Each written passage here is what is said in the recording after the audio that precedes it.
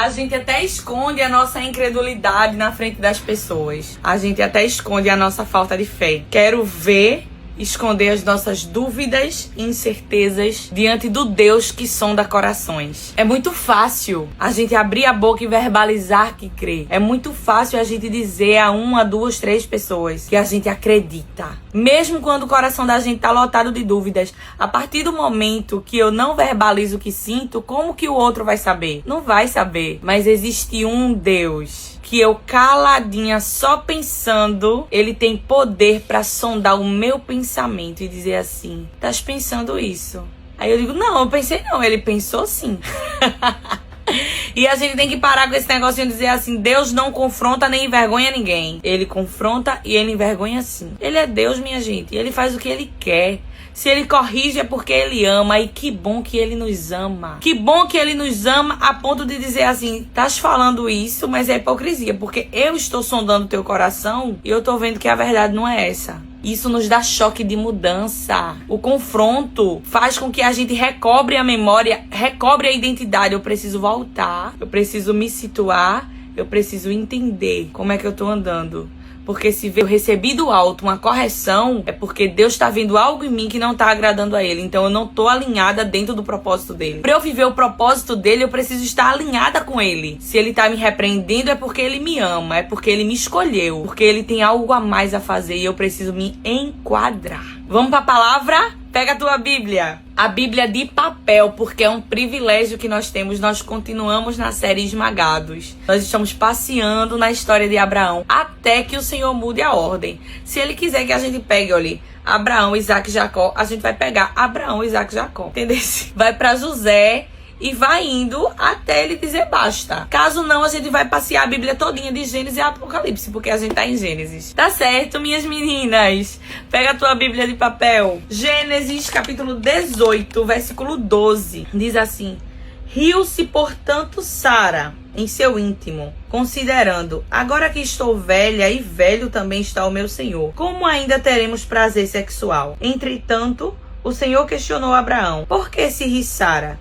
Conjecturando, será possível que vou dar à luz agora que estou velha? Versículo 14. Caso existe algo extraordinário demais para Yahvé, o contexto do capítulo 18 é o seguinte: Abraão estava sentado na frente da sua tenda quando ele viu 3 homens aparecendo. Assim que ele viu aqueles 3 homens se aproximando, eu acredito, conjecturando, que ele viu que aqueles homens ali eram seres celestiais. Não tem como. Era gente diferente. Porque a reação de Abraão foi se levantar, se prostrar e decidir servir aqueles 3 homens. Ele se ofereceu para hospedá-los. Ele disse: não passe por aqui sem que te detenhas um pouco, sem que fiques um pouco aqui. Versículo 3. Meu Senhor, se encontrei graça a teus olhos, não passes pelo teu servo sem te deteres por algum tempo.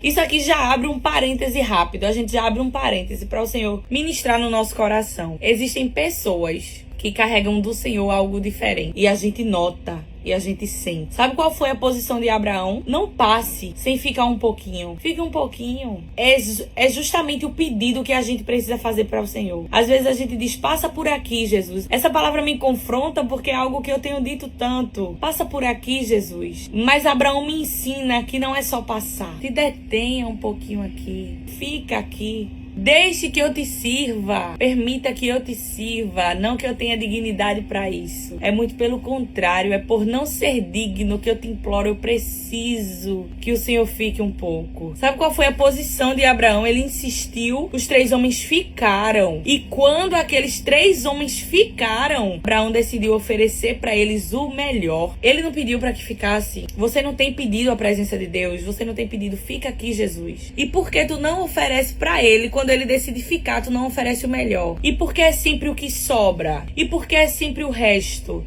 E porque é sempre o que dá? Sobrou isso, eu só vou oferecer isso porque só sobrou isso. Quando na verdade o Senhor merece de nós o principal, as primícias. A Bíblia diz: Abraão fez o melhor, ele pegou o melhor vitelo. Versículo 7 nos mostra, o versículo 6 e versículo 7 nos mostra que Abraão se esforçou para oferecer o melhor, desde os pães, desde a farinha dos pães. Presta atenção nisso aqui. Abraão dirigiu-se apressadamente à sua tenda e pediu a Sara: toma depressa 3 medidas da melhor farinha, amassa e prepara 3 pães da melhor farinha. Porque para o Senhor é o melhor. O Senhor não te dá o que sobra. O Senhor te dá o melhor. E porque na hora de retribuir, a gente não tem a capacidade de oferecer o melhor. Vamos voltar, versículo 7. Em seguida correu ao rebanho e escolheu o melhor e mais tenro vitelo. E o deu a um servo que se apressou em prepará-lo. Tomou igualmente coalhada, leite e o vitelo preparara. E colocou tudo diante dos visitantes.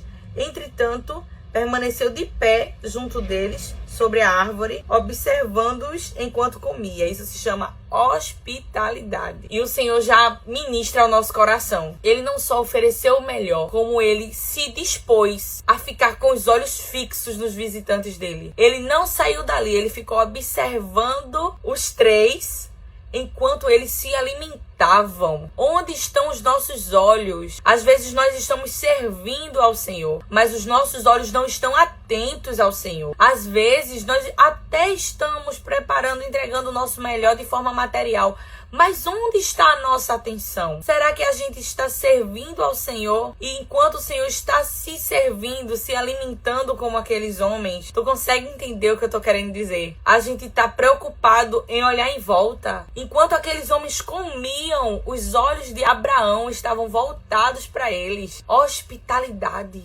Atenção, se eu implorei pela tua presença, eu vou desfrutar dela na totalidade dela. Eu vou te oferecer o melhor, porque eu sei o quanto me custou que o Senhor passasse e ficasse. Eu sei que o Senhor tinha muitas outras casas para visitar, mas eu te implorei e tu decidisse ficar. Eu vou te oferecer o melhor. Vou dedicar para ti a minha atenção enquanto estiveres comigo aqui. Essa deve ser a nossa oração. Senhor, quantas vezes nós fazemos tanta questão pela tua presença? Quantas vezes nós imploramos tanto a presença de Deus, e quando o Senhor decide se revelar a nós, quando o Senhor chega, a gente até serve Ele com o melhor de forma material, mas os nossos olhos não estão fixos nele enquanto Ele se alimenta de nós, enquanto Ele se sacia do que nós estamos servindo a Ele. Não porque Ele precisa, na verdade, quem precisa dessa honra somos nós. Somos nós quem precisamos da visita dEle na nossa casa. E a visita do Senhor na nossa casa faz uma diferença descomunal. A partir do momento que o Senhor, Ele visita a nossa casa, Ele decide demorar um pouquinho ali, coisas sobrenaturais acontecem. Por acaso existem coisas tão extraordinárias que o vosso Deus, que o nosso Deus,